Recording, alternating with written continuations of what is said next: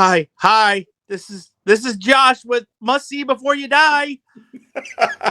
That's the whoa. Hey, this is Mike with Must See Before You Die, and today we are going to look at the Blair Witch Project. Josh, you reminded me of Josh in the movie. No, No, shaky Heather film. had that close camera to her face. Actually, Heather did.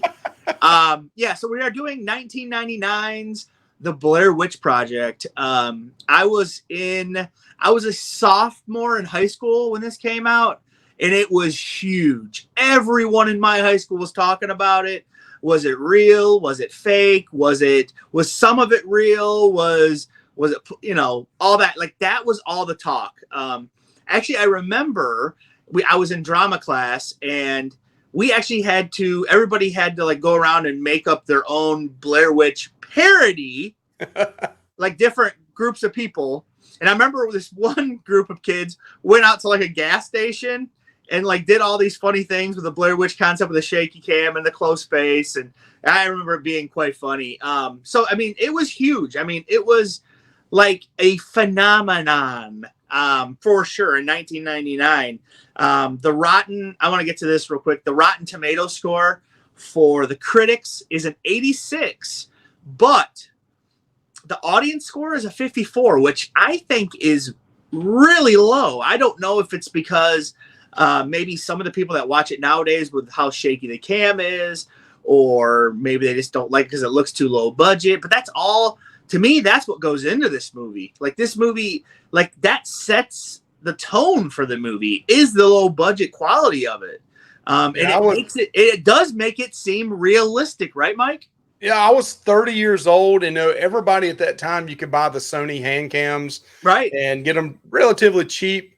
And everybody after this movie came out everybody was out making their own movie, yeah, because it really was a phenomenon. And the thing was it was promoted as being real, so you thought, we'll probably touch about that a little bit more. So, the website was out for a year. Everybody thought, this was a real deal thing, and yep.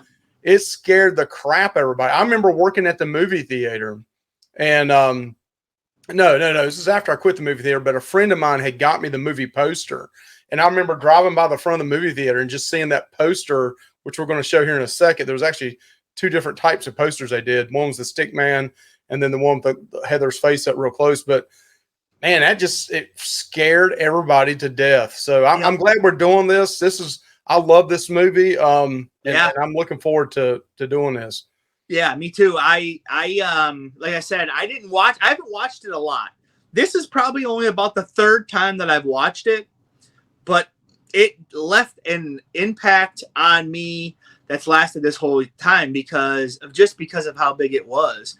Yeah. And that scene with Heather, I mean, that's iconic. When that guy was doing earlier with a close up on the face, I mean, that's an iconic scene in movie history. Mm-hmm. And this movie made movie history, didn't it, Mike? Yeah, we'll get to it at the end, but there's a lot of fun facts that this movie broke the barrier on a lot of different topics.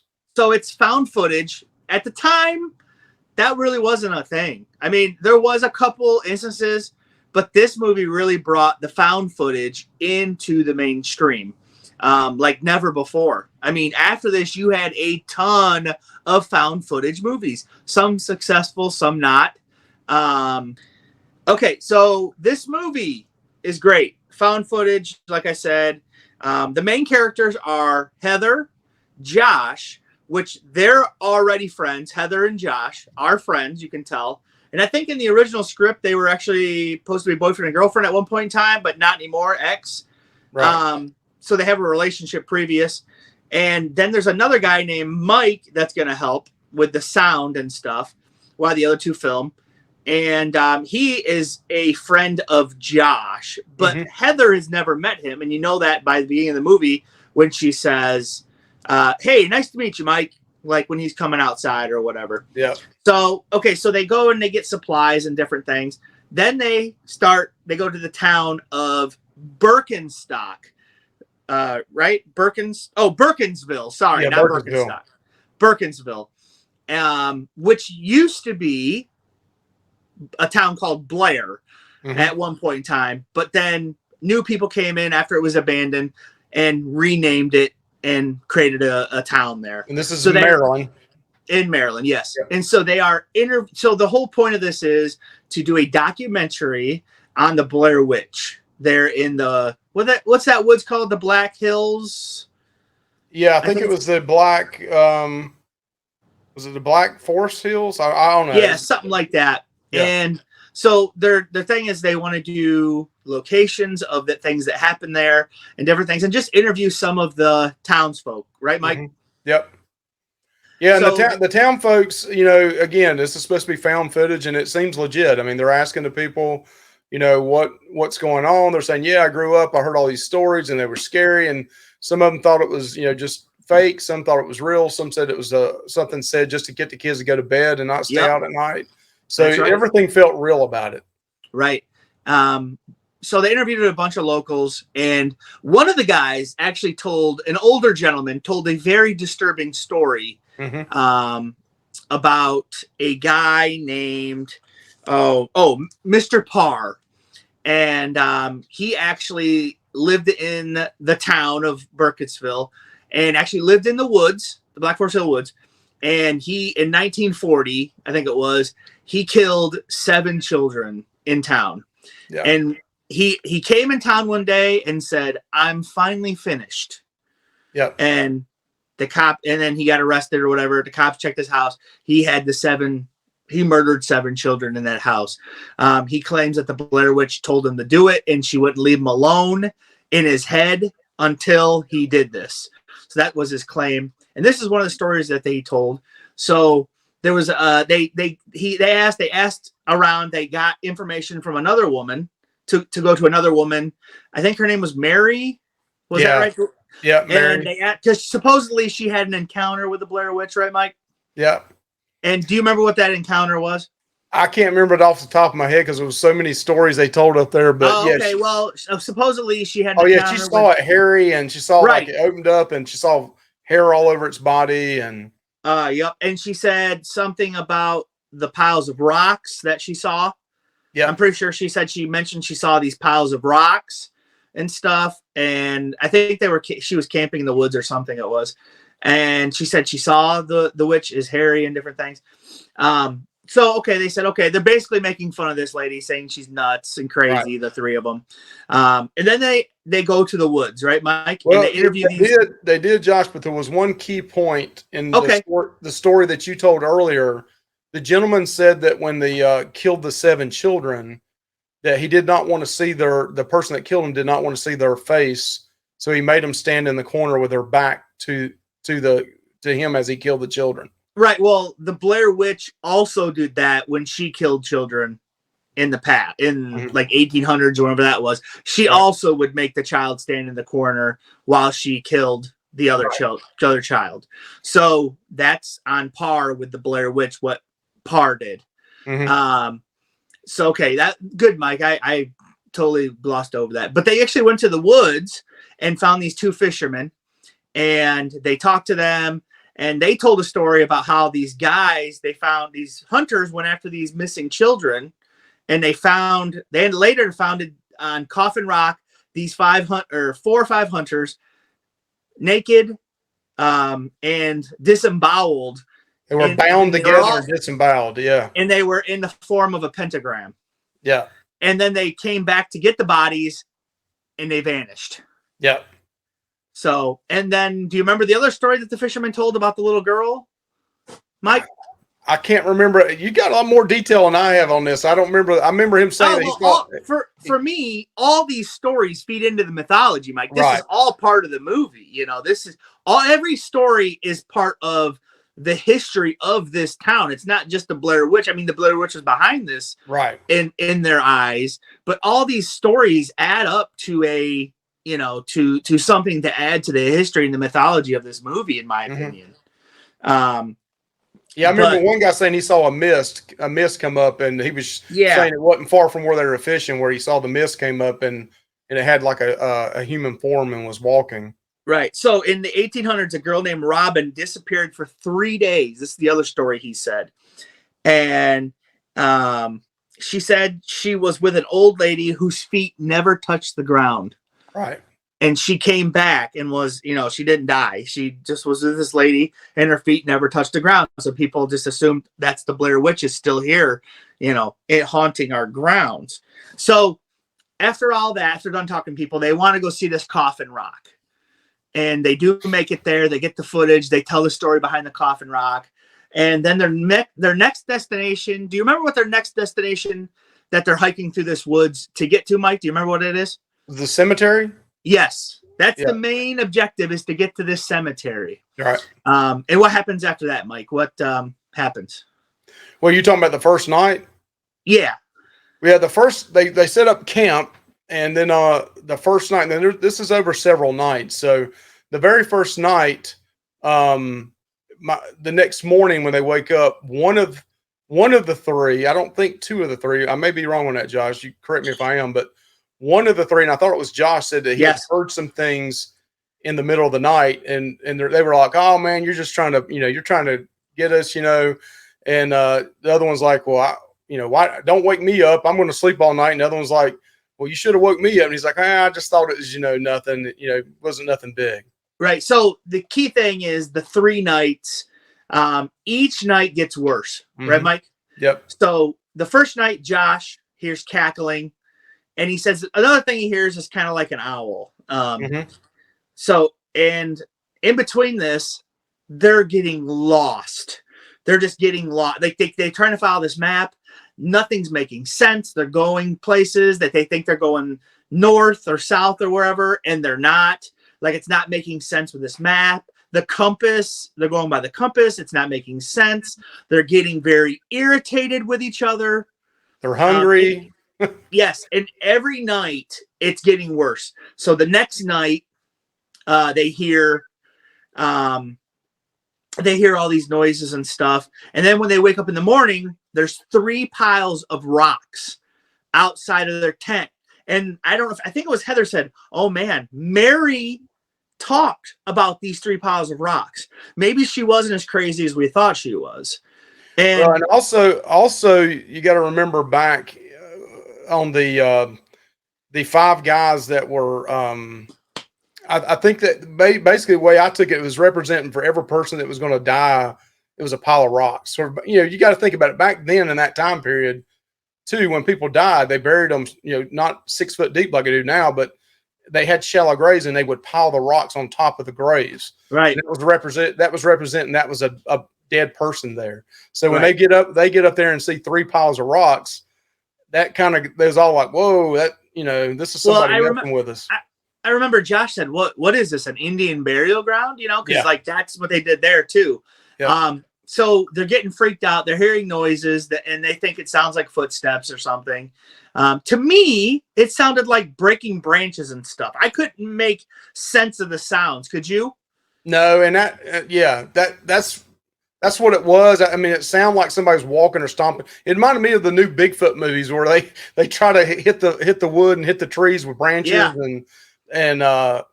But yeah, it still sounded creepy if you're in a tent in the middle of the woods. Right. So then they start walking and they're like, we know where we're going. They're running low on food and water at this point, Mike.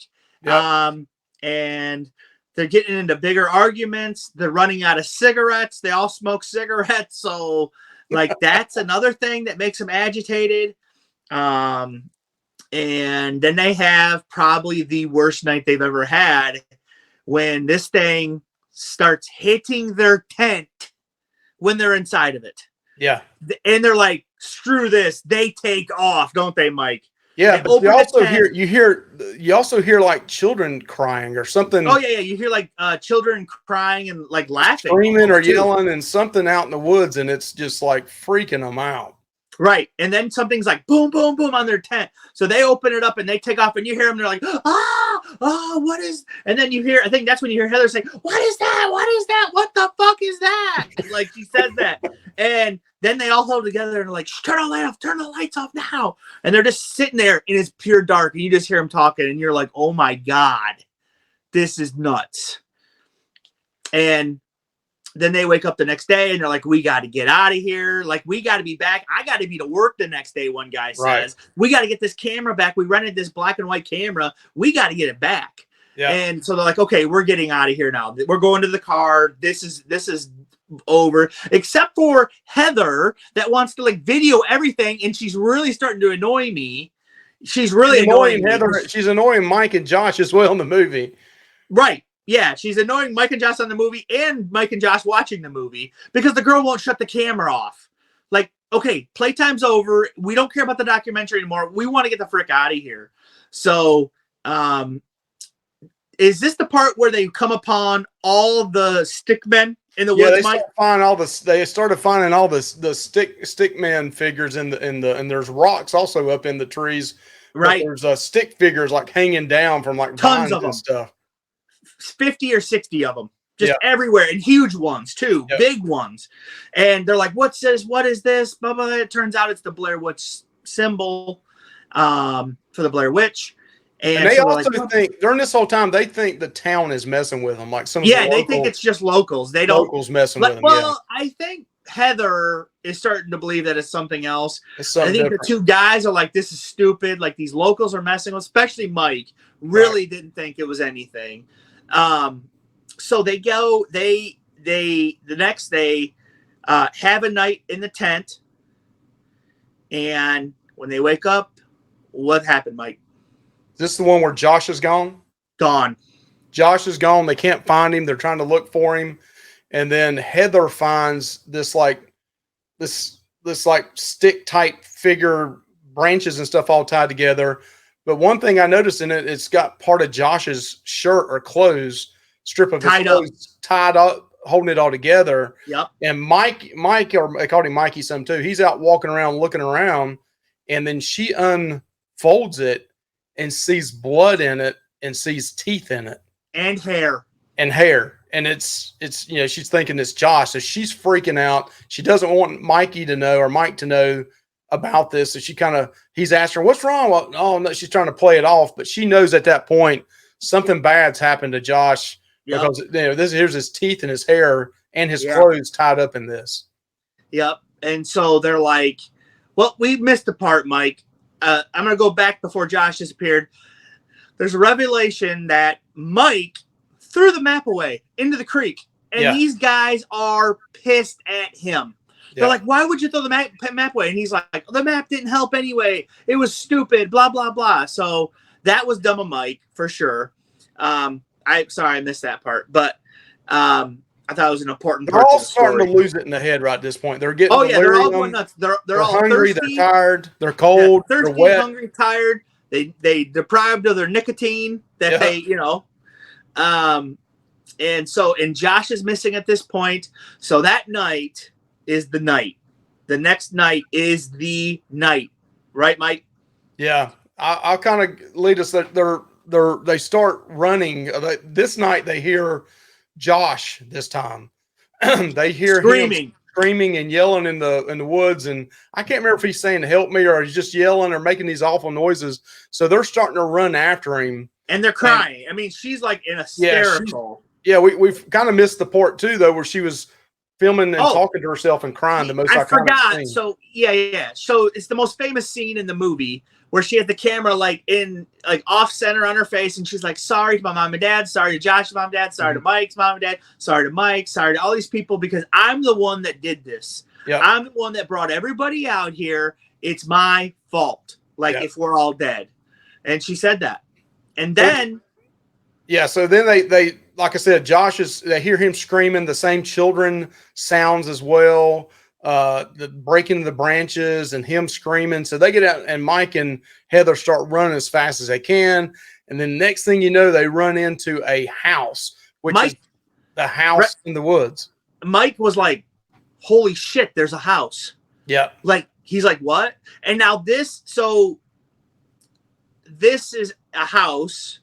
I know. I mean, if you've never seen the other movies that tie into this house actually has other meanings than just a random house in the woods. Mm-hmm. So, but they go in this house all of a sudden you see Josh in this house. They each have a camera. Heather has the color camera, or no, Josh has I can't remember who has the black and white or who does the color, but don't matter, I guess.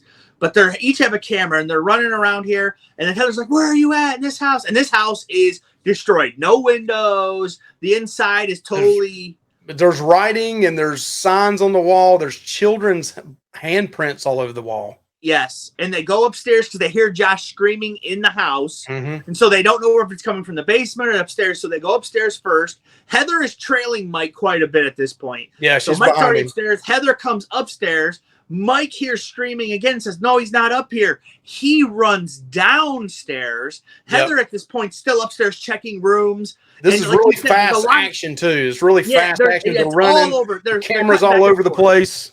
And there's, like you said, there is a lot of writing on the wall. I couldn't really understand what it was saying or see what it was saying, but I'm sure it has some kind of meaning. But all of a sudden, Mike goes downstairs in the basement. He's like, "Oh, Josh, please, God, be down here." All of a sudden, camera hits the floor. Yep. And you're like, what the frick happened?